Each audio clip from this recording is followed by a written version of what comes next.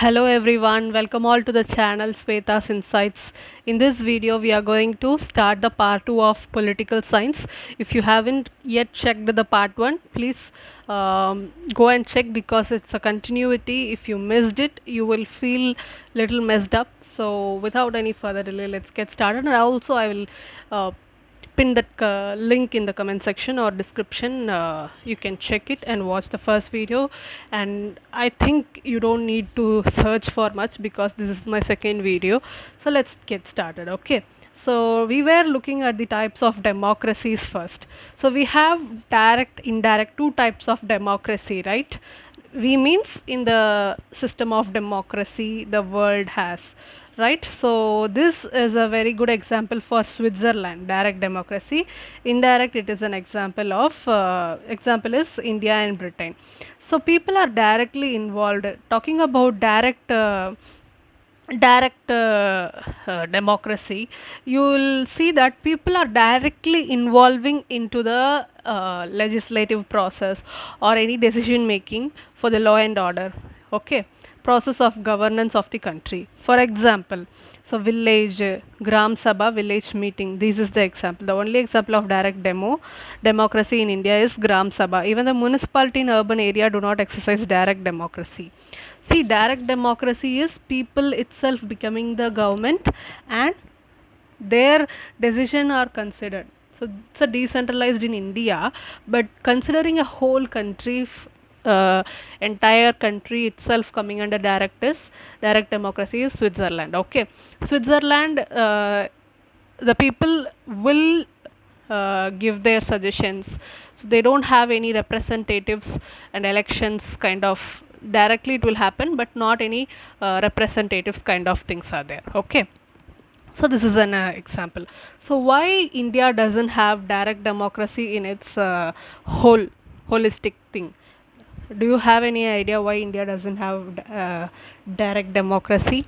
So the reason first is its geographical wide or vast geographical area.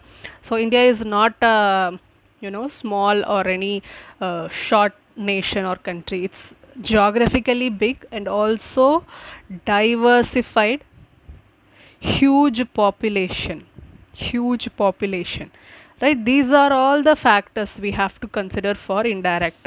So and also you should note this diversity word, right? So please adjust my drawing for India. So yes, so the people of the Gujarat, the want and the needs of Gujarat is different from the people of Tamil Nadu, maybe the eastern states. It has very unique features. Every state has unique features, unique needs, unique cultural identification. So the geography and the culture makes a very big difference in these places. So there may be a wide settlement of tribal in northeast. There may be a civilized people or not just civilized but urbanites. So there is a difference like this. In order to represent everyone and to cater everyone's need, the governance need a indirect form of democracy. See, do you all know what is governance? Is it that everyone's need should be catered, everyone should be satisfied? Is it good governance? Do you think is it good governance? No. The good governance is nothing but the common thing which everyone should be or should be availed or should not be deprived of. These things the government should ensure for the people. So this is something a good governance. The wants of tribal people will be different from the wants of urbanites or town or rural area, right? So this will be very big difference between them. So we cannot cater every individual's needs because that will not ensure a sustainable or integrated development of a nation. If suppose saying that a tribal does not want any kind of connectivity to the others, yet we will respect their cultural integrity or cultural identity, but still we cannot isolate them out of the ambit of governance and let them rule on their own. We cannot, but we can make some provisions, like we have that, northeast scheduled areas, like there are some Assam, Tripura, Manipur, Meghalaya. So these kind of states, they have some set of rules, and whatever the fund is disbursed, they will get some higher amount value. So there is a distributive justice, right? So talking about this, why I am saying is indirect. The reason why India is following indirect democracy. So what is the type it has? Parliament is an indirect form of democracy. President is a presidential system. Hybrid, maybe the half the president system, or semi, that is partial parliament versus presidential system. So these kind of things are there. So executive, distinguished on the relation between legislative and executive of that system. So is parliamentary form of government and democracy same? Do you think? No. Why it is? So parliament form of government is not exactly same or synonymous with the word democracy. See, having parliament, that doesn't mean it is a democratic nation or it's based upon democracy. Democracy means rule of people which they can exercise directly or indirectly. A democracy can be direct democracy or indirect democracy, but at last the rule should be people. For indirect democracy, we vote, we come together, we the people come together and choose a representative of our own choice, based upon their policies, after reviewing the politician or any representative's policies and their ideals and their motto. We will choose the candidate, and in return they will do some, uh, the he will make things on behalf of us, like legislations kind of things. So this is called as a indirect. Coming to here, parliamentary form of government is one of the type of democracy where people exercise their power indirectly. Okay, it's a type, it's a tool for uh, democracy, indirect democracy. We hire this parliamentary system as a tool to cater this. Okay, so it is not exactly same or synonymous with the word democracy. Okay, so you have to know what is the, see, if I want to show in a chart democracy, direct, okay, this may not be the right thing. This is democracy. Here you have two things, direct, indirect, right? This indirect have parliamentary. That doesn't mean entire democracy itself is parliamentary. So you cannot take it as a synonym, okay? So what is republic, guys? It is defined on the basis of head of the state, okay? Who is the head of the state? Yes, India is a republic. Head of the state is republic. Head is whom? President. Now, Sri Draupadi Murmu is our current president of India, right? So head of the state, if head of the state is elected by people, it is called a republic. If there is a transfer of power on the basis of hereditary, then it's called monarchy, right? In India we have a democracy and republic. See, even the president is elected, he is coming to the post by elected, not in any hereditary manner, not any kingship or any kind of autocracy, not like that. He is coming through election, but indirect election. The people are not directly involved. People are electing the representatives or the MLAs, MPs. Those MLAs and MPs, in return, they will elect the president on indirect election, right? That is a thing. It's not monarchy in the case of India, right? So we have in India both republic and democracy. Britain, there is no republic, that is crown is a head of, but it's still, parliamentary form. Democracy they follow, but not republic. Okay, there is no republican head, there is no republican head. Okay, uh, on the basis of head of the state. Republic is nothing but on the basis of. Okay, so this is called republic, but USA they have a monarchy, that is crown. USA, they have democracy, republic. Bhutan, there is no democracy, there is no republic, that is monarchy, constitutional monarchy. As I already said, constitution is different from constitutionalism, right? That every state having constitution, that doesn't mean they are having democracy or democratic form of thing. They may have autocratic or monarchical form of rules in their constitution book, right? Nepal follows both democracy as well as republic. So what is a form of government? Talking about the form of government, difference between parliamentary and presidential form of government in any country wherever they are practiced is based on the nature of relationship between executive and legislature. See, executive is different from legislature. So the presidential system, the principle of separation of power is religiously followed. Separation of power is religiously followed, while in parliamentary system, it's based upon the principle of fusion of powers. Fusion of powers. Separation of power means separate powers of executive and legislature. This means no member of executive can be the member of legislative. Example, USA. USA is following presidential form of government.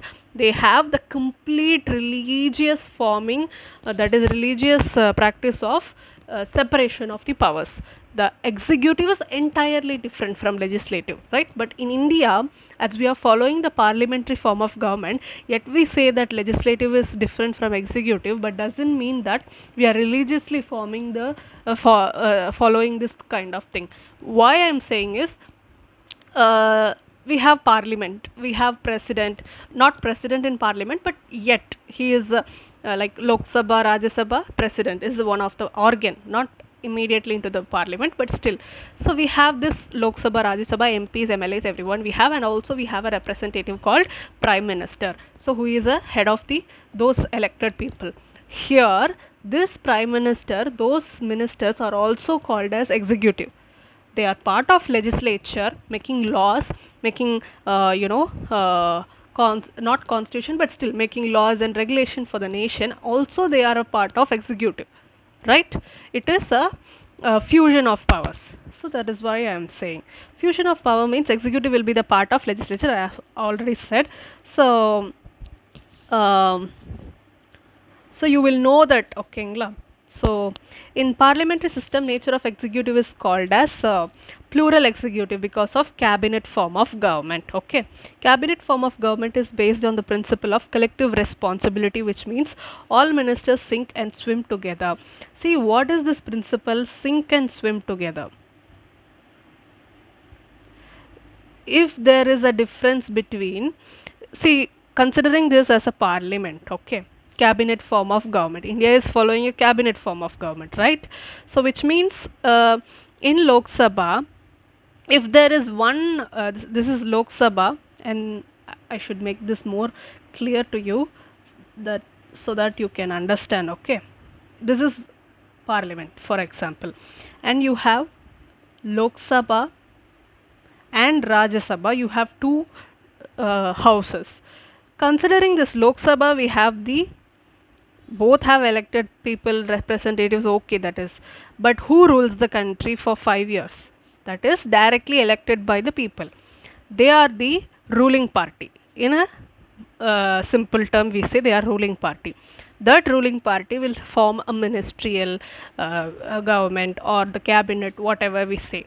Those 15 percentage of MP, that is the ministers, they have to swim together. They are collectively responsible based upon the principle of collective responsible to the what? Collective responsible to the house, collectively responsible to the legislative. Why? It means whatever the you know the thing that is pronounced in house, maybe the rule or amendment, anything that is brought by the member of the ruling party, any of the minister have said against to the thing, maybe he is not part among the others, he will be automatically considered as he will lose his membership, right? So he has to adhere to the other members' opinion also. That means the party which is in rule. I hope you could understand this point. if he doesn't adhere to this kind of yes or no what the peer ministers or MPs are uh, giving it for, he will be automatically rejected or he has to resign from the post. So I don't want to confuse more. We will see this one by one. This also means at practical level, the legislative can throw the executive out of power. That is what I said. Help of no confidence motion, and the executive is also entrusted with power to dissolve the legislature. If the prime minister has, he has planned to dissolve the legislature, entire ministry will be resigning from the post. It doesn't mean that one will, who those who proposed the resignation, that means if prime minister wants to go out and yet the ministers can form the ministry, doesn't mean. If he wants, or if he says that he want to dissolve the government, that he doesn't want to continue anymore, whatever the reason it may be, so entire minister should resign from the post. Hence in parliament system, neither the term of legislature nor the term of executive is fixed. There is no fixed term. You have to remember this. Okay, hence it is suffers from instability. Parliament system, we have instability, not fixed tenure. Okay, and also a slight kind of monarchy, we can say that, right? The single ruling party will have their own ideas and ideologies. We don't have any checks and balance. If it is passed in Lok Sabha, it should be passed in Rajya Sabha. So there are many the technical glitches, not technical glitches, but political glitches are there, right? So we will see this. While virtue of president system is stability or fixed term, in USA you can take this. Despite of the fact that parliamentary system is struck with a probability of instability, we opted it because it's more representative and democratic in nature. The parliament is more democratic and representative. So we need representation from every people. Every people should have their representatives in the parliament to cater their needs. We cannot have someone like presidential because he cannot have an idea about the diversified people needs. So as I already said, the people of Tamil Nadu want may be different from the people of Gujarat. So how it can be catered? Only through the representatives we are sending from our state to the parliament, right? So it is based upon geographical, maybe the religious. Considering the northwest part, we have more Muslim people.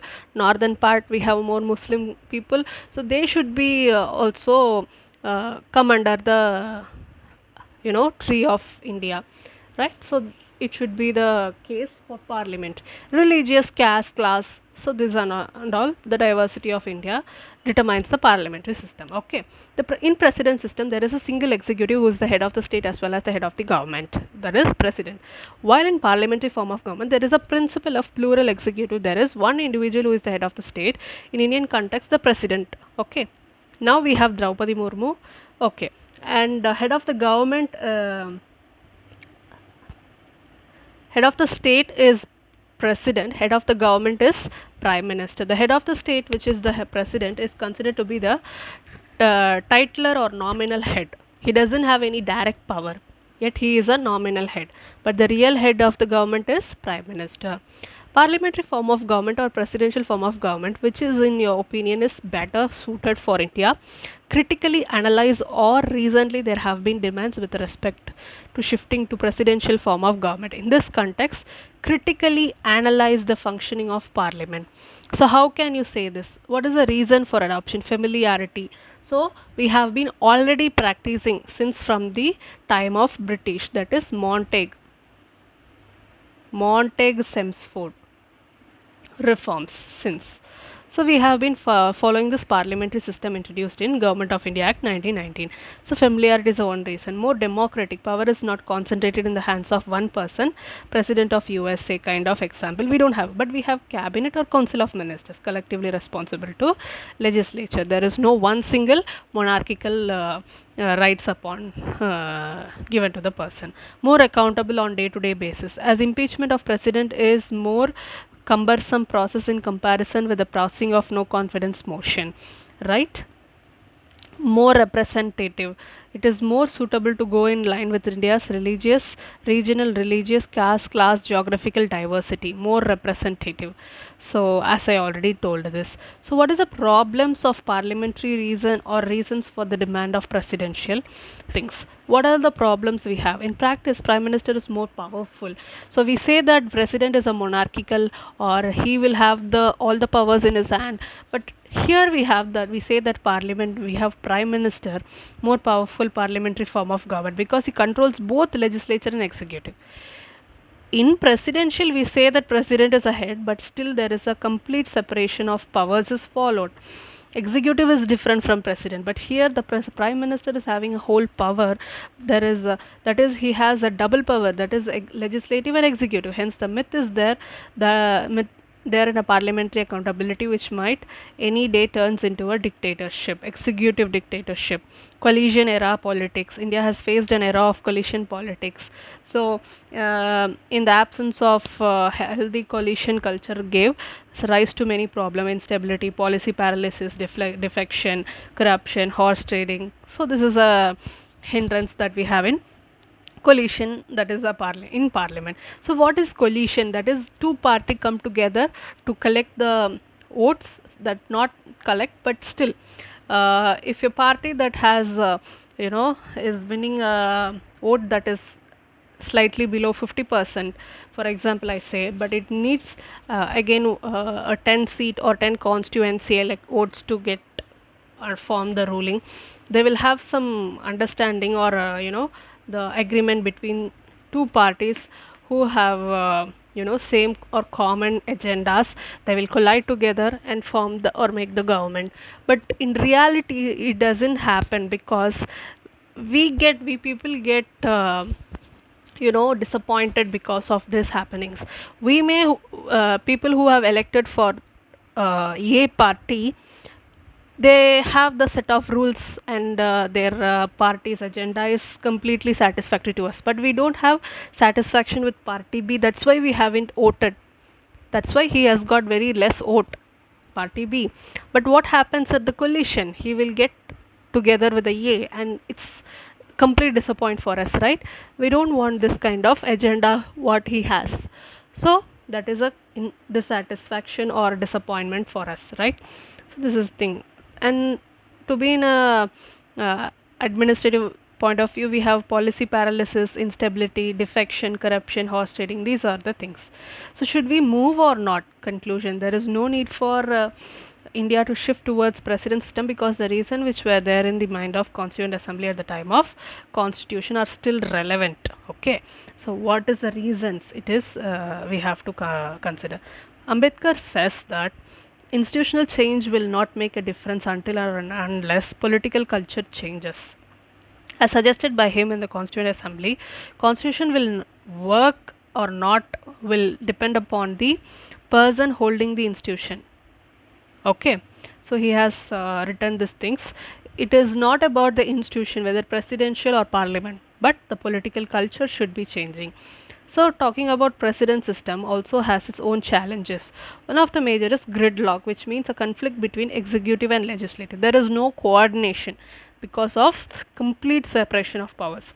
May happen and work of government may come to this halt. Okay, so there is a conflict may arise between them, this kind of thing. Okay, experience with respect to function of president system. USA is the only country in the world where the democratic nature of president system could be retained.